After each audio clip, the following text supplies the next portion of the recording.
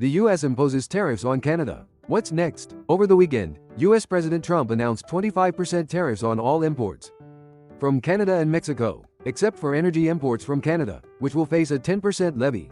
In response, the Canadian government announced 25% tariffs on $155 billion of US goods, to be implemented in 2 phases. Mining, oil and gas, and manufacturing sectors in Canada have the most direct exposure to US exports and will be the most severely impacted.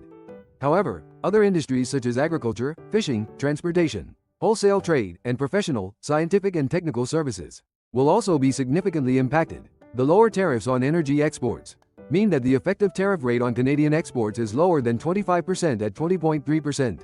Moreover, there is some variation across provinces, with an estimated effective tariff rate of 12.7% for Alberta and 17.0% for Saskatchewan.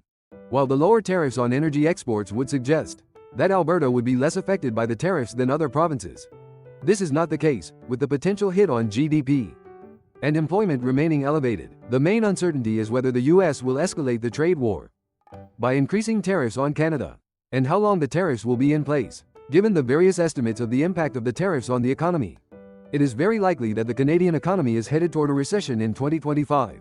There is a risk that knock-on effects could exacerbate the impact of the tariffs on the economy, especially if job losses become important. Since tariffs are a negative supply shock on the economy, i.e., they reduce economic activity and lead to inflation in the short term, fiscal policy may be a better tool to mitigate the impact on the economy, especially since it can be better targeted at sectors regions needing support. However, there is a risk that any fiscal package focuses too much on supporting demand and not enough on improving the supply side of the economy and productivity.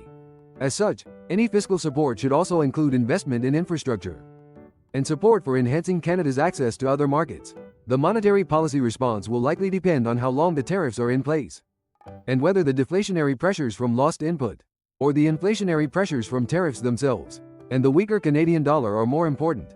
We believe the BOC is likely to focus more on the loss of output and cut its policy rate further. The question is how low rates could go and how quickly.